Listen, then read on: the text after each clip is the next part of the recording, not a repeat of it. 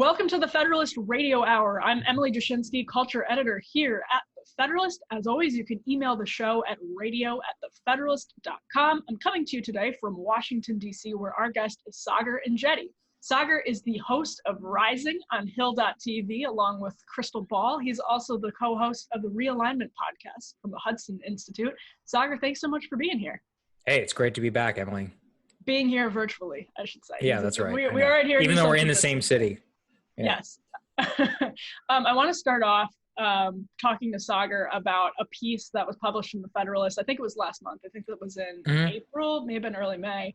But Saagar, I asked Saagar and Matt Stoller, another Federalist guest, to respond to some questions about whether a left-right labor coalition was possible in the wake of the coronavirus pandemic, because Saagar comes from the right, Stoller comes from the left, and wanted to see how their answers would compare on that.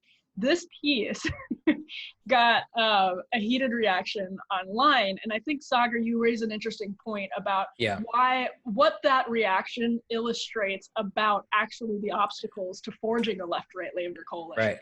So it's really funny because in the piece, one of the first things I said, the chief thing I wanted to get across is I do not think a left-right labor coalition is possible, or even really politically necessary in the days after the Democratic Party has fully made the decision.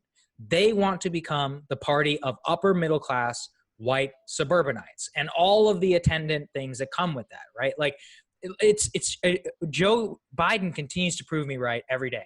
As you and I are taping this, he announced an event yesterday called Joga, where his event, where if you donate $100, they're going to do live yoga together. Okay. Mm-hmm. Joe Biden is also the first Democratic candidate to say everybody missed this because it was the same day as his "You Ain't Black" interview, which actually also typifies upper middle class white liberalism, is whenever he said, "I will never raise taxes on anyone who makes less than $400,000 a year." Okay, sounds like, except that Barack Obama and Hillary Clinton ran on never raising taxes over anybody making $250,000 a year. So Biden revised the tax bracket up $150K. Now, why is that? Because those are the people in the burbs that he needs to vote for him. So this is the full encapsulation around those people. And what I said is that the progressive left has basically, they've just been kicked in the face by their own party. They're completely politically irrelevant. Bernie Sanders bends the knees like, I'm going to do everything I can to get Joe elected. But there's a distinction there. Yeah. And we've had this conversation before. There's a distinction. The progressive left has been kicked in the face on economic issues. They've not been kicked in the face on cultural issues. And that's what I was about to get to, because they've made the cultural alliance. They're like, Donald Trump is the most dangerous president in our history, even though, anyway. So you can get to what we see, and I said, was that there's no way for the progressive left, even the real economic populists within their movement, to ever actually form a left-right labor coalition, because they will always be dragged down by the most ascendant, powerful part of their political movement, which is woke culturalists. That's what it is. Which is, I mean, even look at this situation that you and I are taping this right now in the midst of all this Minneapolis stuff. There is no difference between how the progressive left talks about race and police and the neoliberal left talks about race and police. It's very interesting, right? Like, it's shocking that Jamel Bowie is one of the people who attacked me after your piece came out, agrees with almost everything that like black leftists also are saying about how we need to abolish the police department. Riots are totally and completely necessary. Looting is allowed, all of these other things. I think that's absolutely fascinating. And they never ask themselves that question, which is, why are they in alliance on the cultural issues with the people that truly hate everything that they believe on economic issues? And what I said is that if they ever tried to make an economic alliance with somebody like me or any reasonable person on cultural issues, that they would immediately be branded a racist, in league with white supremacists, all of that.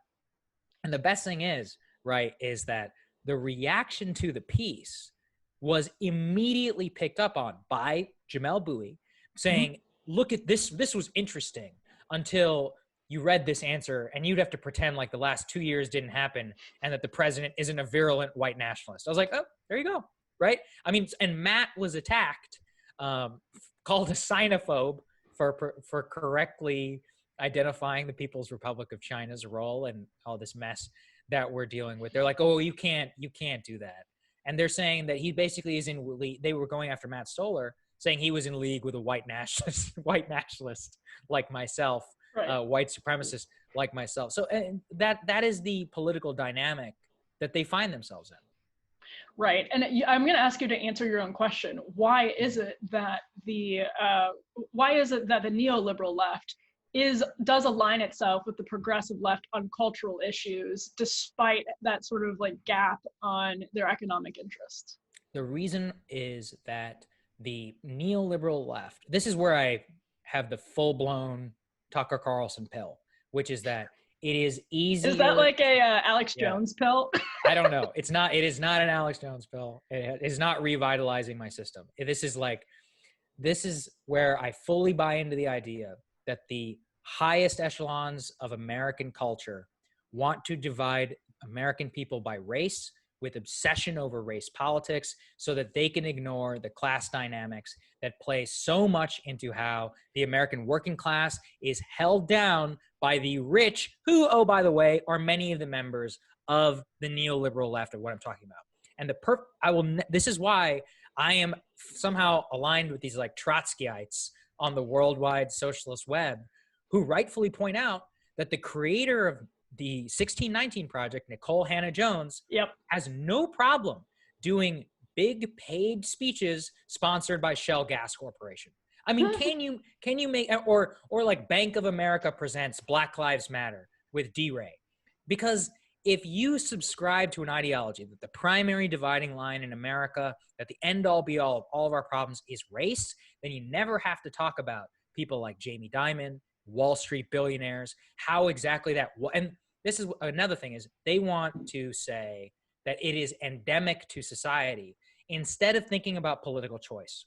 It was a political choice during the Great Recession in order to eliminate black home ownership and black wealth. That was an explicit choice made by Barack Obama and Timothy Geithner. It's much harder for these neoliberal and even black progressives to acknowledge that than it is to say we're an irredeemably racist country. Which one of those? So is it irredeemable racism, or is it the explicit choice not to bail out black homeowners in the Great Recession? Which had a greater impact on the lives of black or all colored Americans in the year 2008? That's something that they don't want to touch. Yeah, so this is really interesting. One person we had on the Federalist Radio Hour recently is Michael Tracy, and he raises a point in his postmortem that he co-authored on the Bernie campaign, where he talks about how his central thesis is, of course, that Bernie's sort of like co-opting of the woke ideology is what dragged him down ultimately. But there's something very interesting there, which is that how is it that the sort of like woke coalitions forcing of Bernie Sanders to adopt their agenda? It's fascinating because their agenda is essentially now a corporatized agenda. They are doing the bidding of Bank of America. They're doing the bidding of these major corporations that wear wokeness as a badge, a marketing badge to further enrich themselves by forcing Bernie Sanders to, if you buy Tracy's thesis, which I think is very persuasive, if you accept his thesis, we're saying then that the Democratic Socialist candidate lost because his own supporters, who styled themselves as these anti-neoliberal radicals, forced him to join forces with basically this corporatized woke agenda. Yeah, Bernie Sanders on these issues is fundamentally a fraud because, look, he knew that immigration is the most clear and glaring example. Bernie was anti-guest workers, anti-illegal immigration, anti-amnesty for decades. He was on Lou Dobbs' show. He was like the AFL. Yes, he was on Lou Dobbs. And by the way, all of labor was like this. He was on Lou Dobbs' show bashing George W. Bush for trying to bring guest workers into the country. 2015 says Koch brothers, open borders is a Koch brothers proposal. Even in 2020, when he did an interview with the New York Times editorial board, he was asked, do you believe that immigration depresses American wages? He said yes. Now, his solution was that we have to have a $15 minimum wage, blah, blah, blah. Obviously, that's nonsense, and that still undercuts much of what she says. But he fundamentally held that position in his heart because he understands basic labor economics, basic labor arbitrage in the American economy. For that sin, though, even the New York Times tried to fact check him in the transcript of their interview. They're like, no. Every study on earth done by Harvard and all these other people says that immigration increases national GDP. And as we all know, national GDP is evenly distributed in America, and that is how we all benefit. It's just the most ludicrous form of argumentation. So Sanders had to make a bet. His bet was that by compromising on immigration, compromising on criminal justice, compromising on race politics, that they would allow him to get away with his economic progressivism. And what exactly the dynamic that you point to, which he didn't understand, is that those are fundamentally in conflict. Is that the cultural war waged by the left is a direct asset to the billionaire class in this country. Jamie Dimon and the billionaire class want us to fight about the 1619 Project and the founding of America all day, because that's one less day that we are fighting about how financial markets in our country need to be regulated. That is something that is, it's like one of the key weapons in the arsenal of like the moneyed elite in America today, because they don't want us to make political choices. And if we don't believe that we can make political choices out of the scenario that we're in, which I do believe. I believe that we can solve a lot of racial issues, racial tension, and all of that simply by evening the class divide in America. But if they admit that, then the fundamentals of their ideology is just wrong. And so I think Sanders, I think he's fundamentally a fraud, especially on immigration and on criminal justice. I mean, so much of his rhetoric around the existentialism for the American working class and all that stuff, it's fake. If you look at the actual effective policies that he would have enacted and in who he was really in alliance with. So one thing that should be noted, and it's interesting that you say that the culture war is a tool in the arsenal of the corporate class, is that the left is waging the culture war, and it often unfairly gets blamed on the right because there's a sort of like condescending notion that why? Because culture wars, right. Like the culture war is dirty. Like the left would never, like neoliberal leftists would say, like they would never want to dirty their hands in the culture war, despite the fact that they fight it all the time on things like pronouns and bathrooms and racial politics. They do, like, it's all the right that's stirring up this fake culture war, when in fact they're the ones waging it. They're the ones, they own it sometimes when they can, pass it off as not being the culture war and as being about progress. But the note, like the word progress itself, it's a concession that they are waging the culture war. So they're doing the bidding of the corporate class. And I think it's just baffling that somebody like Bernie Sanders, who does have this record of authenticity that dates back decades, I genuinely can't understand how he was convinced to even just like use some of the language that he did. I don't understand why that would happen. I think it's political survivability. He saw the winds of change on immigration, on race, and he just had to do it. I think that's what he really saw, was that the young people who are in his coalition were absolutely radicalized, especially the college-educated whites of the young in his coalition were absolutely radical on issues of immigration and on issues of race, that he just had to give in. And the best part of that piece that you talked about, the Michael Tracy piece, was for the progressive left to actually be a working class movement, to put the working class first, they would have to concede that the cultural positions of the working class in this country, which are not theirs, are legitimate. But because they delegitimize their cultural positions, their cultural desires, that they are a fake working class movement. And I think that there's so much truth to that. And that's what I mean too whenever I say Sanders himself. You're right. I mean, he was authentic in his statements, but in his actual actions, I mean, he ran as a hardcore economic populist in 2015. I think that's why he was as popular as he was. 2016 onwards, he basically gets captured by the Democratic Party. I mean, the Democrats brought him in. They say, hey, Bernie, come be part of Democratic Senate leadership. Hey, Bernie, come, you got to the DNC, like even despite all of that, he was like, I play ball. Even when he was still in the race, he said, I will support the Democratic nominee. Joe is my friend. Joe could even beat Trump, but you should still vote for me. He was a fraud in the sense that he never matched up his fight and much of his positions to the existential language that he would use around the people that he purported to support. And also, I mean, we have to, like, that was actually his fundamental downfall. I mean, I think that's what Tracy points to, which is that why did Bernie Sanders in Michigan and Wisconsin lose more white working class voters this time around? What did some of it have to do with it? A lot of them just hated Hillary Clinton? Sure. But I bet you his immigration stances, the view that he was kind of just more of a typical Democrat than the last time around, that hurt him a lot more than a lot of his people want to admit. One thing that started to catch traction when the Me Too movement was kind of at its peak around the Aziz Ansari story was this idea that there is overlap between the far left and the far right on the sort of like broken sexual dynamics in this country. And this might seem like a total tangent. It's not.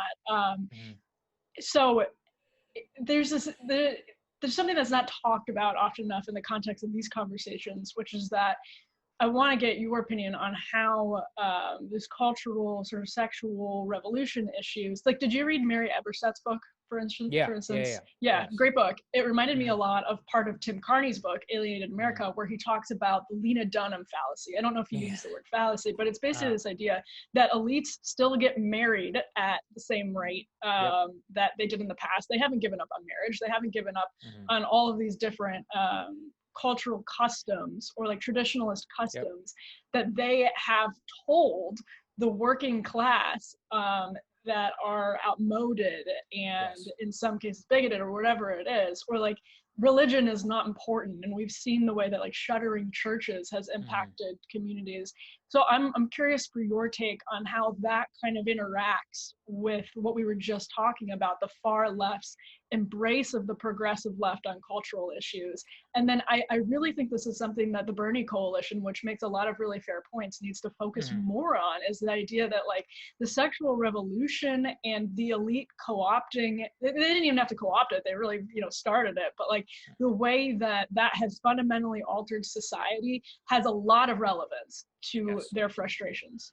They are elites in themselves, and that's why they don't see the blind spot. It's because they were acculturated at the top levels of American institutions to believe and hold the cultural positions which they have, which they view as just unambiguously correct. And what you're talking about reminds me of He Who Shall Not Be Named, Charles Murray's book Coming Apart, where he it's all about this back in 2010, about how you have in these super zip codes, people stay married.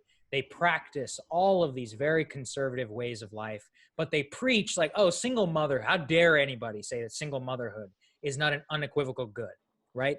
They would never let one of their kids be single mothers, ever, right? Yeah. Or they're talking about, oh, abortion, the same thing. They would never let their kids have an abortion. They would never let their kids do drugs. They would never let their kid engage in any of the behaviors which they say are okay for those working class people, but not for us. It's a cultural narcissism and elitism which pervades much of the progressive American left, which is led by a lot. I mean, look, the most powerful parts of the Bernie coalition are Brooklyn hipsters and Harvard educated young people, not working class people, not union workers, not culinary, like not truckers, none of that. It's not them.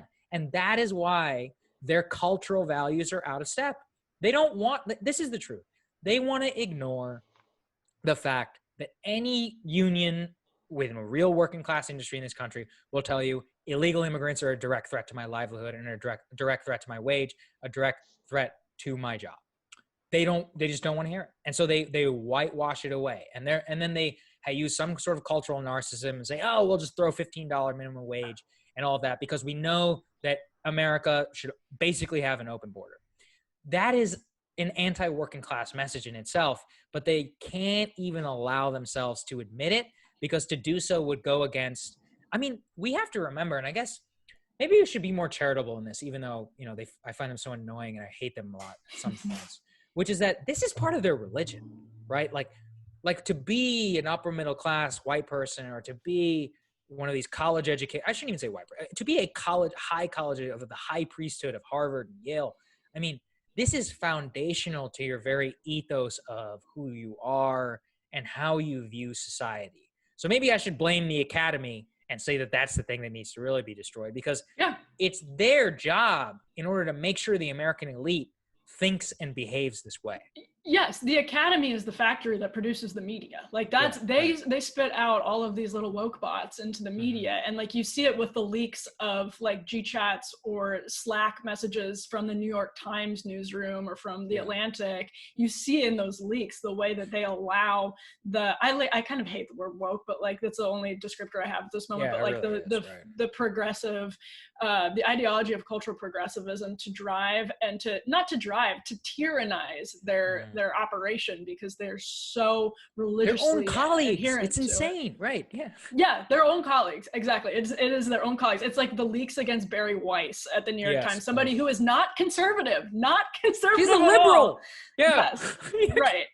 Right. No, it's interesting. I mean, like here, one way that I thought about this recently was, I don't know if you saw the story. BuzzFeed had a story about a mechanic in Fort Wayne, Indiana, who was fired because she had an OnlyFans account. And the BuzzFeed story was like, I remember this. Right. BuzzFeed like kind of botched the story, but like the bottom line is, what was so interesting to me is that as someone who you're from Texas, I'm from Wisconsin, somebody who comes from the middle of the country, I think about how all of these BuzzFeed op-eds and New York Times op-eds on the empowerment that you get out of pornography or nudes. Like there was an op-ed in the New York Times recently that was arguing that nudes in the pandemic era are a form of high art. Right.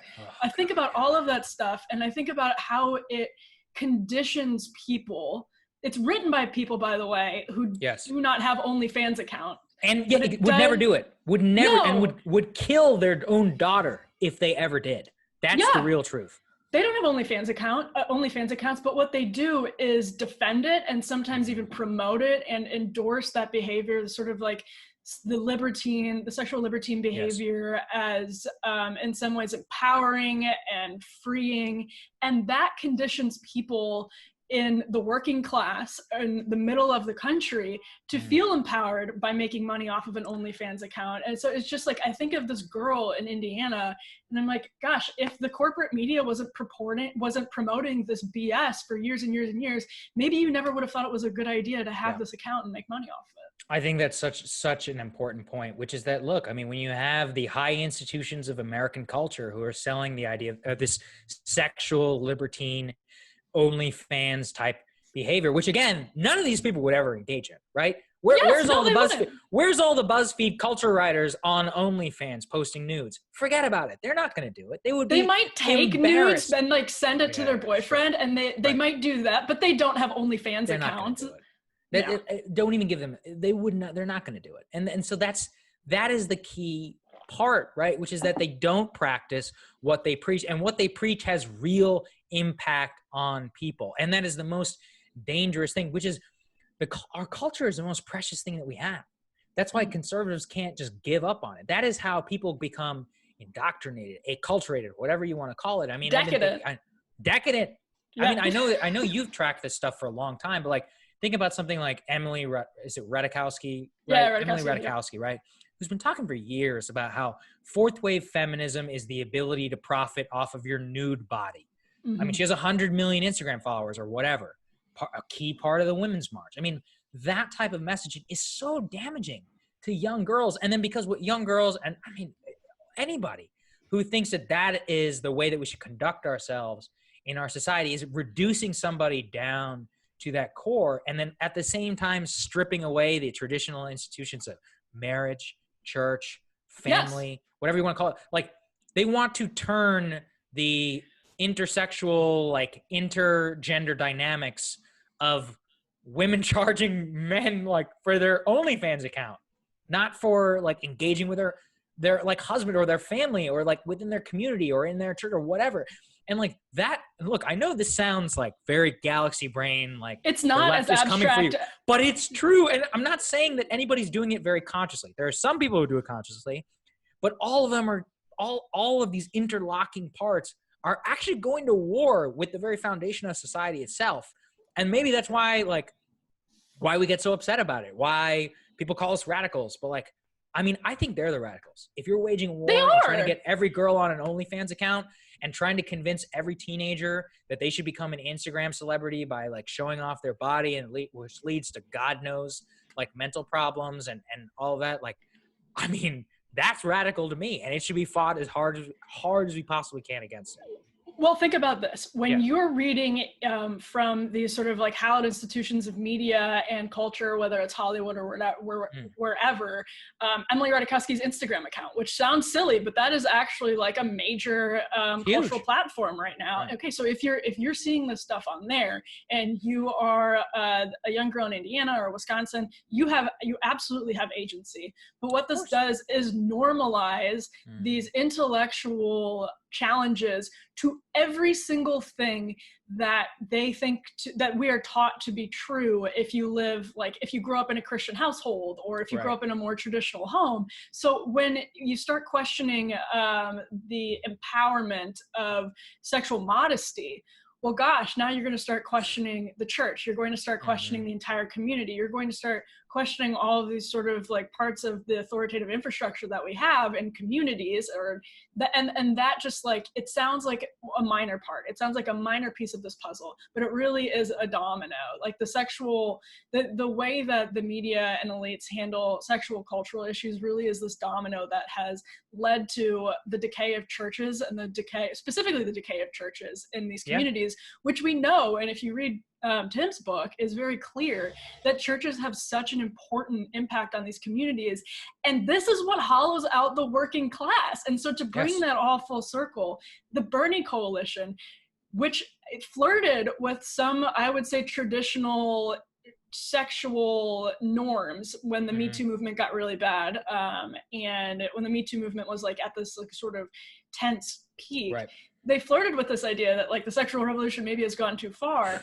The Bernie people should have an interest. The Bernie Coalition should have an interest in the way the sexual revolution and the radical elite media's destruction of cultural norms has impacted the working class. Yeah, I'm really glad you said that. And I mean, let's go one step down from the church.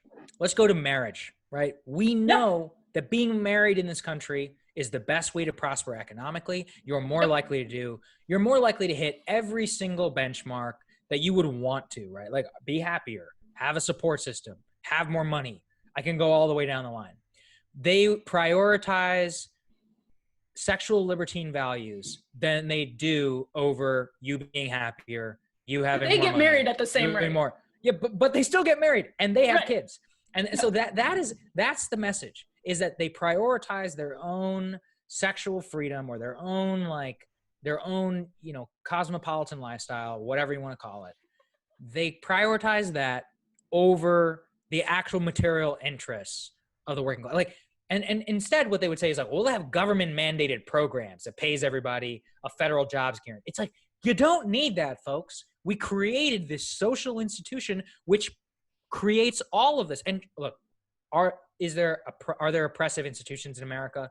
Yes. Are there people who are in unhappy marriages who are kept in there in a terrible culture in the 1910s and 20s? Correct.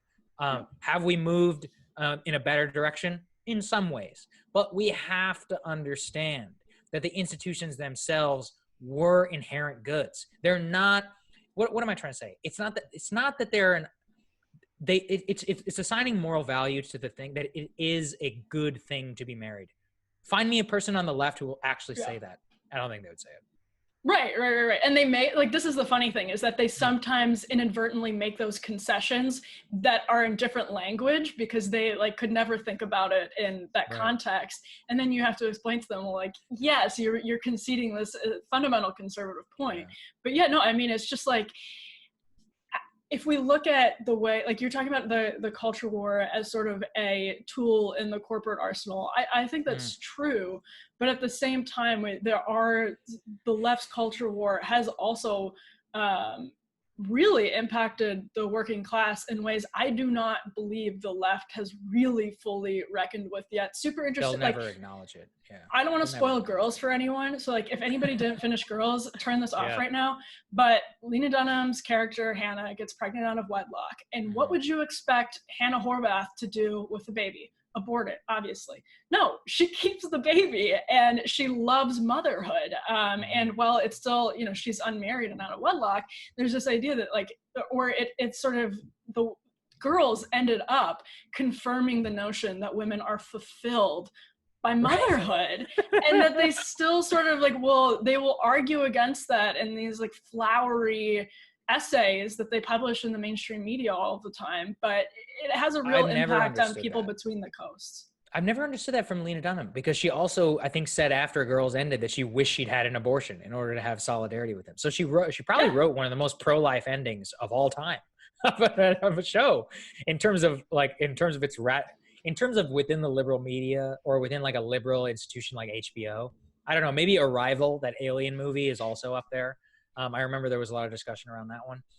But it's amazing because I think the main point is it's so well taken, which is what destruction this has wrought upon people's lives. And one of the things that I probably get the most pushback on is my view on drugs, on marijuana. I was just going to say that. I was going to ask you about that. Yeah. And the reason, it's for this reason, which is that these upper middle class white liberals who are all invested in cannabis companies or who work for Goldman Sachs, who are trying to raise venture capital firms and others in order to invest in like cannabis delivery lollipops for teenagers and stuff like that, would never actually allow their kids to be zonked out on high dose THC for hours. No. Their kids, they would have them in front of them. They'll never let them play video games or eat junk food. They're eating organic food from Whole Foods and going to their tutors and going to their private schools, and they're running track and, you know, whatever. They're living lives absent of drug use. It's who are the people that drugs have wrought the most damage to in American society? It's the working class, which is so when I talk about marijuana. In cities and in rural areas. Yes, in cities and rural areas. I don't think anybody should be locked up for smoking small or having small amounts of marijuana. I fully concede that we have there's problems whenever it comes to our criminal justice system. Oh, yeah. However, drugs are bad. Being zonked out on high-dose THC invented for you by Goldman Sachs, which is actively lobbying against cannabis regulation here in the U.S., actively lobbying to become the next big tobacco in order to sell addictive and harmful substances to American children, is bad. That is the key that I want to get across to people, which is that first there are risks, of course, which we've talked about, psychosis, all this other stuff.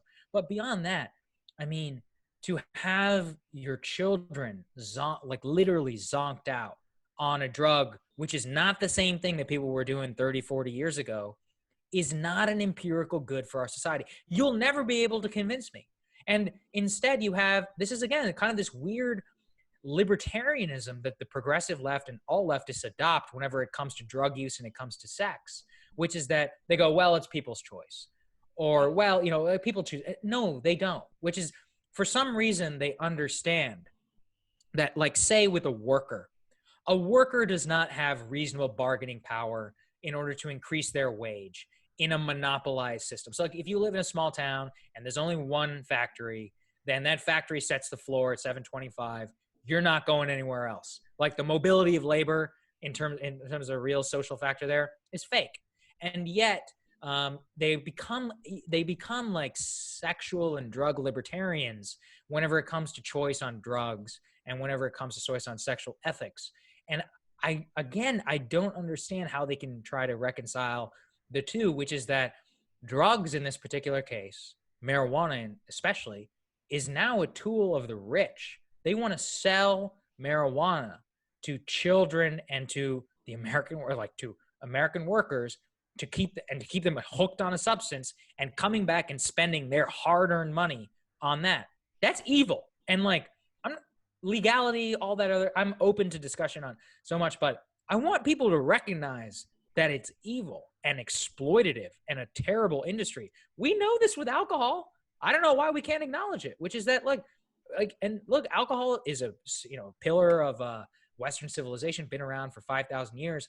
I mean, but you don't see the sign of alcohol trutherism that you do around marijuana, right? Like, you don't see people being like, well, drinking every day. If you drink every day, like, you might have a problem. If you smoke every day, you're just treating your anxiety. Now, if you're treating your anxiety in order to drink every single day, people will be like, hey, man, you're pretty dependent on alcohol, and that's not good. And we should try to do something about it. We should recognize as a society to push down and keep that type of behavior as mitigated as possible. Goes out the window with drugs. Goes out the window with heroin. And it's all because of their obsession with the criminal justice system, that they can't acknowledge the truth that drugs are bad. And we just need to acknowledge that. Yeah, so I think another good example of what we're talking about is porn. And there's like more of a conversation about porn, drugs, alcohol, OnlyFans, all of this stuff sort of goes together. But like, I think Saagar and I probably disagree on marijuana. And I was actually going to use this point as a counter argument to what the thesis that both of us were just talking about, in that I actually think a lot of elites do smoke well, they don't smoke marijuana, they vape marijuana, they take gummies. Like it's I do think a lot of elites, as opposed to like, it's not just that they're peddling it to the working class and not doing it themselves, maybe like porn or OnlyFans or whatever. I think they actually do use it. But they use it very differently, but they don't have the same. I was going to say, it's a different use pattern. Yeah. And the way that, look, I mean, the other thing is that this is what we're getting at, which is a lot of these people, they're always like, well, I, vape marijuana out of my $500 pen and I'm still able to do my software engineering job every single day. I'm like, okay, well, what about Colorado, seen a massive increase in teen marijuana use there. Is that a good thing for those teenagers? Is it a good thing that 1 in 5 pregnant women in Colorado are using high dose THC products? I mean, I'm going to go out on a limb and say that it probably has an effect on the fetus, especially because we know this has been basically proven by Center for Addiction, and there's a great New York Times op-ed by 2 doctors who have basically looked at the data, and they say if you smoke marijuana before the age of 25 and you're a habitual user, you'll have a drop in IQ points. We know that all of this is the case. So again, these need to be acknowledged facts by people, and people refuse to do it. Yeah, there's a difference in sort of the millennial elite, or like upper middle class millennial in a city or media newsroom, whatever, smoking or vaping marijuana, taking gummies for concerts, whatever it is, and then peddling it to children or peddling it to people who are surrounded by access to heroin or other really dangerous drugs. Or even lack of opportunity. People who are depressed. That's it. Right. And do have like, are at risk for deaths of despair. Right. In these sort of like crumbling towns. Yeah, absolutely. And one thing, Saagar and I wanted to have this conversation partially because, and this actually is such a like weirdly good segue. Yeah. Because Saagar has an interesting point about Mrs. America and Phyllis Schlafly, and that Phyllis Schlafly was prescient almost in the way that the left and the right at the ends are sort of bending together right now. And if you go back and look at Schlafly's positions on like trade, she really, pull it up, because there's something, what did you called her based? Yeah, she's based. So this is from Matt Stoller, who is a leftist and the one who was quoted in the article that we originally talked about. It says, Phyllis Schlafly, as it turns out, hated concentrated corporate power. She bragged of the Sherman Antitrust Act as a Republican law and had strong views on patents, and says Schlafly was opposed to the WTO, the World Trade Organization, modern corporatist trade agreements, and Citizens United. This is what came out of her hatred of, quote, globalist Wall Street kingmakers who blocked Taft from winning the nomination in 1952. Who blocked Taft? No, it's so funny because, and also if you look at Schlafly's positions on immigration, you'll find something similar in that she was sort of like Coulter-esque in that like the corporate class wants illegal immigrant labor so that they can have their lawns cut for less money, and that they can, and cheaper avocados and strawberries. Yeah, 100%, right. And so she was like kind of ahead of the curve in this really interesting way. And then she's also culturally, like, she stood up against a Republican coalition for the Equal Rights Amendment, which is documented in Mrs. America with like incredible fictionalization and bias.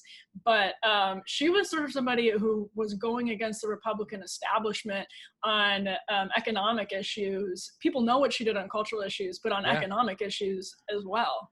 We need to remember her legacy. I've been thinking about her a lot. And I mean, I know that you guys have talked about this on the podcast, but like, she's the last person who won a right-leaning culture issue on the national stage in America.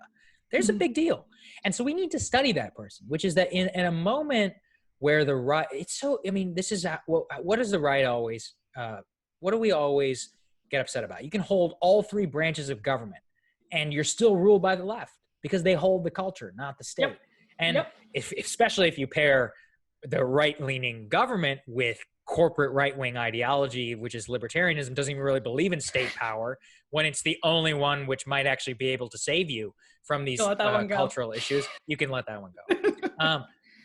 So we have to look at somebody like Schlafly. We need to learn from her, which is that how is it that this person was able to achieve an extraordinary feat?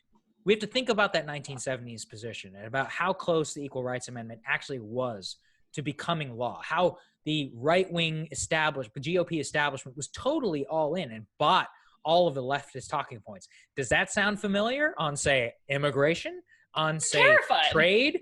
Weird. Well, they think it's worth it to make the cultural concessions so that they can lower taxes. Exactly, because that is what they need to be called out for, which is that they don't actually want to fight for your interests.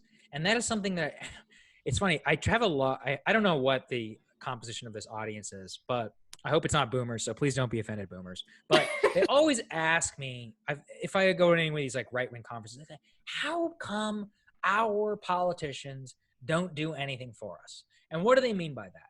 And I say, every time I'm like, ma'am, sir, I'm like, the truth is, they care more about being liked in the green room of MSNBC and CNN than they ever do to fight for the interest of you and your family. And what does that mean? Which is that they've sold the false conceit of, rhetorically, they're always like, oh, family values, all this stuff. When they come to Washington, family values becomes more tax cuts. Family values becomes more economic libertarianism. It does not become the actual defense on a cultural and a state level of actually protecting the cultural interests of the people that they purport to serve. Some cases on abortion, but I've even realized that on abortion and on gun control, that the reason that those are the two which the like mainstream GOP is very comfortable with, obviously religion is one thing, but also because it kind of aligns with like a libertarianism, like a libertarian philosophy, especially on gun control. The whole like let you do whatever you want, like should be able to carry like, and I'm like, there's a strange marriage between that and not, let's say, like boosting the American family. That's not something that we hear a lot about, or you might rhetorically, but not in terms of the practical ways in which that would be enacted. So I was telling you this, one of the reasons I want to talk about Phyllis Schlafly is you got to look at how she was able to do what she did. And also that was very much born out of the type of politics which we're talking about, the WTO or deep skepticism of internationalism, of immigration. I mean, this is all national sovereignty, but national sovereignty doesn't just have to do with bilateral treaties or missile gaps. It has to do with the way that we conduct trade in between nations and between ourselves. How we conduct commerce is an issue of national sovereignty, especially if our commerce right now flows up to a bunch of people who are Chinese assets. Let's be honest. I mean, that's what Wall Street is at this current moment. And so you can just go look at what they're advocating for right now in the midst of the worst, pandemic that we've ever, the worst pandemic economic crisis that we've ever seen. They're on their hands and knees begging to be able to still do business with China. Those people don't have your interest in mind. They don't have Saudi Arabia and Hollywood now. Yeah, right. And right, Saudi and Hollywood. Look at Top Gun. That's something I really tried to seize on that. I mean, they changed Tom Cruise's jacket. It's an American icon. Like that's financed by 10-cent pictures. which is a Chinese state media company. Same, the Mr. Rogers movie was financed by Tencent Pictures. Do you know what was financed by Alibaba? What? The Ruth Bader Ginsburg movie. There you go. Yeah. Partially financed by Alibaba. Well, okay, so no, it's completely like, this is all very fair. And one of the things that you mentioned, and this gets actually to Tracy and Angela Nagel's essay, this gets to all of the conversation that we've been having, is you mentioned in reading the Stoller tweet about Phyllis Schlafly that she was very opposed to the globalist Wall Street kingmakers. There are still charges of anti-Semitism against Phyllis Schlafly. It came up in The Marvelous Mrs. Maisel just last season, because she used the phrase kingmakers, that like she is continuously smeared and slandered as anti-Semitic, which has no basis in truth. I did an interview with her biographer, if people want to check that out in the Federalist, that was a fact check on that, because she simply used it. So like they latched onto this, and this was a long time ago, still doing it today, and doing it even like, why are there fewer Phyllis Schlaflys today, as Helen Andrews has wondered, if you buy that thesis?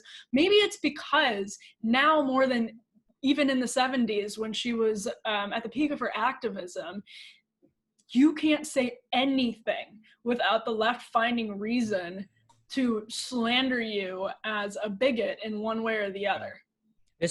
Look, holding these types of politics is really dangerous in America. And I think about it all the time on my show, on all this. Like, I know every single day that there are powerful people left and right who are coming for me, who are watching every moment, trying to clip something out of context, call you. I mean, I am the son of Indian immigrants and have been called a white supremacist or a white nationalist. And with no price, you can just say it, right? They paid no cultural price for throwing these outrageous things out and just, I mean, saying blatantly false. You know, when I was recently attacked for this, I'd like to talk about it here, for saying that one of the worst things that can happen to you in America is being called a racist. You say, what are you talking about, Saagar? They're like, we don't think it's worse to be killed as a black man. Of course I think it's. What I'm saying is, in our culture, that because we have rightfully identified racism as a scourge that should be stamped out in America, but then the conceit of the left is to draw out and expand the definition of racism to anybody who believes we should have less immigration in America. And they make you a white nationalist, a member of the KKK, for holding a completely legitimate economic position for how labor markets should function in the United States. That is the most deeply pernicious thing. And it's just getting to what you're talking about. You can't go after Wall Street without being called an anti-Semite. That is absolutely outrageous. I mean, Josh Hawley, right? Remember his national conservatism speech? This was like about a year ago. He said cosmopolitan, exactly like you said 10 minutes ago. Yeah, exactly. So Jamel Bowie, a familiar person on this podcast, started talking about how Hawley's calling out of cosmopolitanism paired with pro-labor politics and social conservatism is reminiscent of, quote, Herrenvolk Nazi ideology. The worst thing you can say about somebody is call them a Nazi. Why does the left call us Nazis? Because we are a direct threat to them. We are a direct threat. They have to delegitimize us and brand you and tar you with the worst possible thing that you can say about somebody in America in 2020. And, you know, rightfully, if you're a real Nazi, like, screw you. You're a terrible person. I don't want you to have any place in our culture. But they can try to conflate legitimate positions held by 65 million people who voted for Donald Trump or others as actual Nazis. And what I would say is, some of them legitimately believe that. That's the other thing. They do. It's like some of them use it as a strategy. It's a tactic for some on the left, but for very many of them. That's why sometimes I get annoyed when people on the right are like, well, they call you a Nazi because they just they want to shut you up. No, they call you Nazi because they believe that you are a Nazi. Yeah. They do. I mean, how else can you explain how many of these people who burn hours of their day, like listening to Ben Shapiro's podcast, waiting to clip like a 10-second clip, like Ben Shapiro's a white supremacist on Twitter. I mean, they're deranged. It's a religion for them. And yeah, I think that this is a really important point, what we're talking about here, which is that holding heterodox politics, the way that this is the real conceit of the left. They claim to be against power, but can I curse here? Is it okay? What's the curse? Okay. I was going to say BS. Okay, fine. Oh yeah, you can say that. All right. They claim to be against power. It's bullshit. It's complete bullshit. Because the real power in America is the cultural left, which they are completely in line with. And when you hold a position like Tucker, or if you hold a position like Hawley or Phyllis Schlafly, they will come at, this is the real power of the cultural left, is that they rule the professional right. So they will use the professional right and the professional left and the progressive left to bludgeon you into nothing, because you're a real threat to their power. So that's something that I think we should really keep in mind.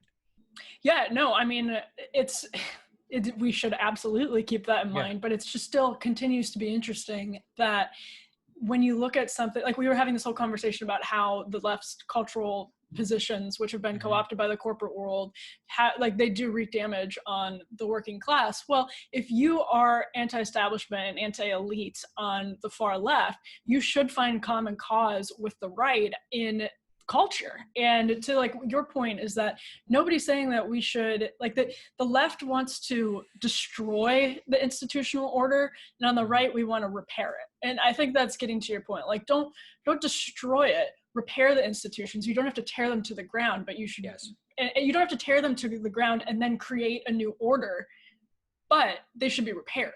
Yes. Yeah, no, I think that's right. And so much of their, I really realize how foundational it is to their ideology on the way that they look at the, it's funny. Let's even think about the Bernie Sanders people who have the most objections to Joe Biden's candidacy, right? It's not actually on economic issues. Amongst the thought leaders, it is. If you look on who it is, it's actually people who hold woke politics, is that they view Biden as a racist because he tried to pass the criminal justice, the crime bill of 1994. The crime bill of 94. That's the main complaint against him. Now, look, they say he's anti-Medicare for all that stuff. I really think they still would vote for him if he didn't hold some semblance of cultural moderation. And I'm putting that in quote marks because which is insane, because he's doing yoga and he's super pro all of the different cultural planks of the Democratic Party. And let's go even beyond that, which is the only thing before coronavirus that Biden said he would pass in his first 100 days as president is the Equality Act. So let's consider that. The only affirmative thing. Which conflates biological sex with gender identity and have massively consequential and would create, this is my putting on my Christopher Caldwell, Tucker Carlson, full-blown right-winger hat, which would create an extra constitutional judicial system of diversity. If you think diversity offices in America are bad and overfunded now, go ahead and pass the Equality Act and see how that works out, folks. You would have see how it works out for the working class. Yeah, see how it works out for working class people. In fact, and this is what Phyllis that don't go to Oberlin. They don't go to Oberlin. They don't know the way that they're supposed to talk about all of this stuff. They will be absolutely screwed by the actual judicial system that you're mentioning. Again, this is what Phyllis understood from the very beginning on the ERA. She was ridiculed by people like Gloria Steinem for saying that the Equality Act or the Equal Rights Amendment would lead to having women getting drafted, because she understood the judicial implications of something like the ERA. That's what the Equality Act is. So this is what's interesting is with Biden is that they don't have that critique of Joe Biden, right? They're fine. They're like, yeah, pass the Equality Act. That's great. But you also have to pass jailbreak and let 90% of prisoners out at the same time and also open the border. And then maybe you'll be progressive enough for us. That's another great one, which is that what was one of the chief Bernie critiques of Joe Biden? That they deported illegal immigrants under the Obama administration. He legalized millions of illegal immigrants under DACA and the DACA parent program. But that's not enough for them. They want full-blown legalization. They want full-blown abolish ICE. Abolish ICE. I mean, so their critique against Biden is that he believed in criminal justice, is that he believed in a border and that we should deport criminals from America. I mean, wow, okay. I mean, so we have to think about what their actual critiques against Joe are, not the ones on the surface. Now, look, I do, and I'm friends with some of the people who are against him for economically left reasons. They do exist, but it's not the predominance of the Bernie coalition. One thing that I'm going to say is funny before I ask you one more question is it just amuses me that here we are, two GW grads in AirPods having this conversation into fancy podcast mics right. about the, well, you know what, actually going to a school like GW, especially like you came from Texas, I came from Wisconsin, it was enormously eye-opening and continues to be instructive. Yeah, on a daily basis. I'm only radical because of it. I am the person I am because I think you probably are too, because of our contact with elite liberalism. We're like, whoa, folks, I don't know about this one. Yeah. Do you remember when Phyllis Schlafly came to GW? Saagar's a year ahead of me. I organized that. Yeah.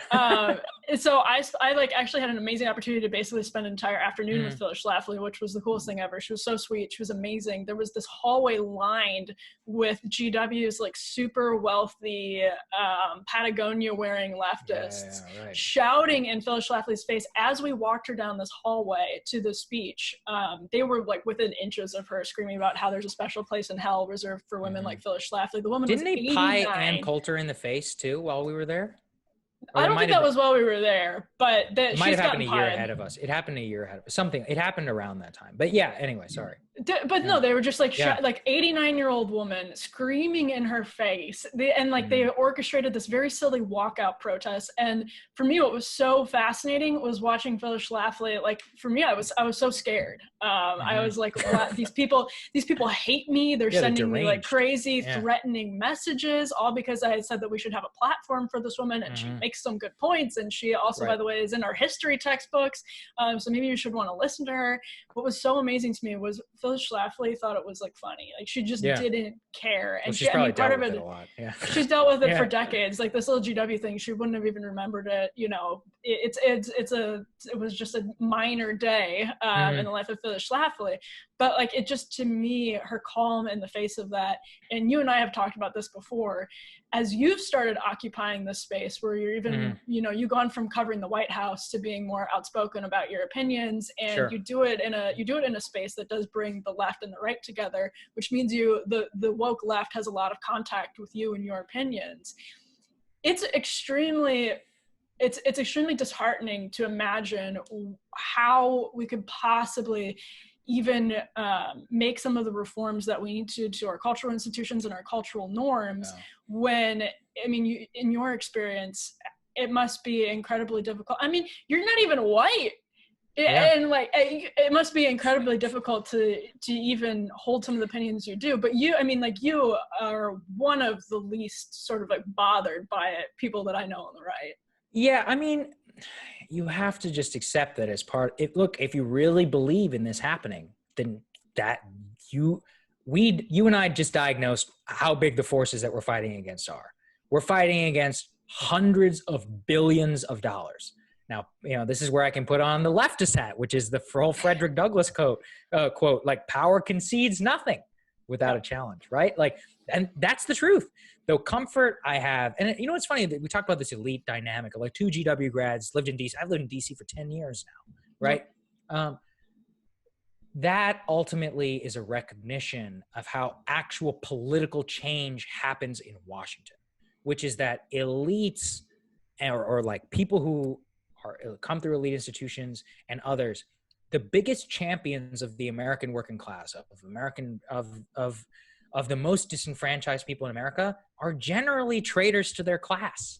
It is people who know and understand the power dynamics of America, who know how politics works in Congress, who know how the political system and how to outmaneuver that or to see an opportunity in order to enact political change. And that's why being an anti-establishmentarian in a place like DC is maddening, because we see and are surrounded by people who sell out to the system for money, for whatever. I mean, for convenience, just because they haven't really thought about it. For TV hits. I mean, how easy would it be for me to be like, I'm a brown guy and I support President Trump, right? Every single thing he's ever said and ever done. Be on Fox News all day. I mean, I'm just not interested in doing that. And so what I think is important to recognize, though, because a lot of people will lob this against you. One of the things that I see, Stephen Miller had that fantastic takedown of Jim Acosta, right? Where he was like, He was like, Stephen all right, Miller? Jim. Stephen Miller, no, Stephen Miller, in the White House. Whenever he was at the podium with Jim Acosta, and he was like, and Jim was like, what do you say to the Statue of Liberty poem? And Stephen was like, okay, Jim, at what level of U.S. immigration does it meet Jim Acosta's Statue of Liberty? Is it 100,000 immigrants, 200,000, 300,000? And then Stephen accused him of cosmopolitan bias, and everyone was like, well, Stephen wears cufflinks and suits from Suit Supply, so he's a cosmopolitan, which erodes his entire argument. It's like, obviously cosmopolitanism is a mindset. Obviously, just because if you shop at the same store as somebody does not make you the same as them in terms of your mindset. And that's what they will always try to do. I mean, like a Trump. Yeah, of course. Look at FDR, by the way. FDR is the scion of a rich landowner whose mom's money came from the Chinese trade by Dutch traders. Does that make him any less of a working class champion in America? No, of course not. And I mean, so many of the people who've delivered. Well, maybe he should be less of a working class champion. Yeah, maybe. We might disagree on that. I'm more what I'm saying is like, does it make him look? Does it make the New Deal illegitimate? Like, does it make his political positions illegitimate? Of course not. So that is more of an understanding of how does political change happen in America. And this is something that I've actually talked about with Tucker, which is that a lot of people will say, oh, you hold anti-elite politics. I'm not anti-elite. I want a better elite. We used to have a decent elite in this country who had an idea of like, I don't even want to it was an idea of service. It was an idea of the fact that they knew they were gentried, and they knew, like most gentried people, they were like, look, when you have this type of like interhereditary wealth, like it's incumbent upon you to serve the nation in order to try and make sure. This weird sense of responsibility. The faux meritocracy destroyed that, because when the top 20% of the country believes that they earned their position and not that they got their position, then it removes all the idea of service, and that's what leads to the disdain to people who are working class Americans. Now that we're wrapping up, I'm kind of thinking the next piece that I have to enlist you to provide responses on is a left-right culture coalition possible? And I think the answer is the same. Get the Red Scare girls on. Get the Red Scare girls. Yeah. My favorites. Literally, I love them. And like Red Scare is a podcast by two Bernie favorable women in New York. It is my single favorite podcast after, of course, the Federalist Radio Hour. I just think it's brilliant, and I think, I disagree with them across the board on so many different things, but there are these like leftists that for instance, they defended Lana Del Rey in May when she, went after some of the sort of like she said she was not a feminist, and yet she was kind of going after feminists. But so like there are these people that these leftists that really understand they need to sort of they're interested in the right's cultural stance, and they sort of folded it into their worldview, which is fascinating. But I think like they're two people, and there's a lot of people that like them. But another interesting thing is I think their interest in those sort of right-wing cultural ideas came from the political correctness battle. And I don't think the left even realizes how much damage it did to its own brand and reputation by starting to like narrow the boundaries of acceptable speech. Anyway, that's a tangent, but like, I just don't see that as an ascendant wing of the left. No, I mean, again, no, is there a left-right cultural alliance? No. And why should we work with them? Again, the country's on our side. Like, we know what the majority of the country believes. It's more about reclaiming our power in the institutions that seek to serve us, the government, and making sure that the cultural overreach of, corporate media and others don't have as much of an impact as they currently do on our lives. Why do we allow these 10% radicals in order to rule over the cultural tastemakers of the entire country? It's absolutely crazy. This is something I really recommend everybody read Michael Lynn's book, The New Class War. And what he talked about is that there used to be recognition by, Hollywood. They would bring in like the Catholic League or the Catholic Alliance or something.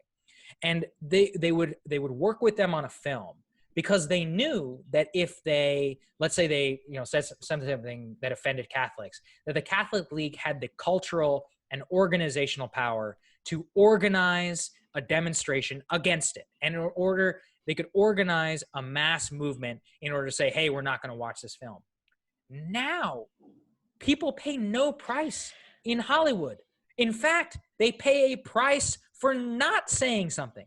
They pay a price for not being anti-socially conservative. Or they think they do. Right. And so how did we end up with that dynamic? So there used to be a balance. There used to be the Hollywood people, which has always been run by the same type of people. But there used to be institutions that represented working class Americans and cultural conservative Americans who were recognized as legitimate actors in our society. What we need to do is restore that. Now, how you do that is extraordinarily difficult. Yeah. And on that note, which I think is enormously depressing because there really is no good solution in sight as far as I think either of us are concerned. Thanks so much for coming, Saagar, and breaking everybody down. Thanks, Emily. Saagar is the host of Rising on Hill.tv with Crystal Ball. He's also the host of the Realignment podcast through the Hudson Institute. Saagar, what's your Twitter handle? It's eSaagar? eSaagar, E-S-A-A-G-A-R. Perfect. You can follow him on Twitter. He's got a great Twitter. But other than that, thank you so much for being here today, Saagar. Thanks, Emily. Appreciate it. I'm Emily Jashinsky, culture editor at The Federalist. We will be back with more. Until then, be lovers of freedom and anxious for the fray.